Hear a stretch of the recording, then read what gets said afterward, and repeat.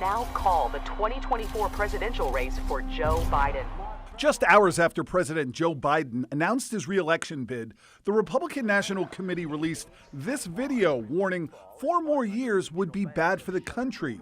But the images of war and despair in the 30-second ad weren't real. The RNC admitted the ad was built entirely of images created using artificial intelligence. The RNC included a small watermark in the corner of the video disclosing it was built entirely with AI imagery, but with tools to create fake text, audio, or video now readily available to anybody on the internet. Companies that track AI believe it will be increasingly misused to influence U.S. elections. There is no doubt in my mind. Cybersecurity firm ZeroFox said AI has already hit international politics, including Turkey's most recent election, where manipulated video footage was allegedly used by Turkey's president to influence public sentiment against his main opposition candidate. ZeroFox Chief Development Officer Brian Ware is the former Assistant Director of Cybersecurity in the U.S. government's Cybersecurity and Infrastructure Security Agency. In the hands of an adversary that wants to sow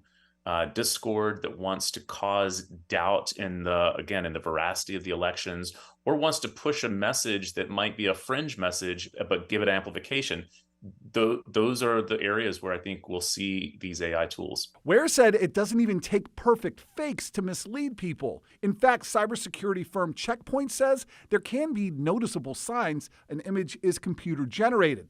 AI has particular trouble recreating hands. Count the 6 fingers on this hand. But the more data someone has to create the AI image or video, the better and the more realistic it will appear. So somebody, a public figure like Trump or Biden, there is, millions of hours of video and audio of these individuals that can be used to train the AI. What guardrails are there in place to kind of limit the misuse of AI in our political system? It's a great question that there probably isn't a great answer for. Experts say journalists play a huge role, with segments like WUSA 9 and parent company Tegna's Verify an invaluable way of flagging and debunking political AI fakes, because they say, at least for now, AI is a lot easier to use than it is to counter.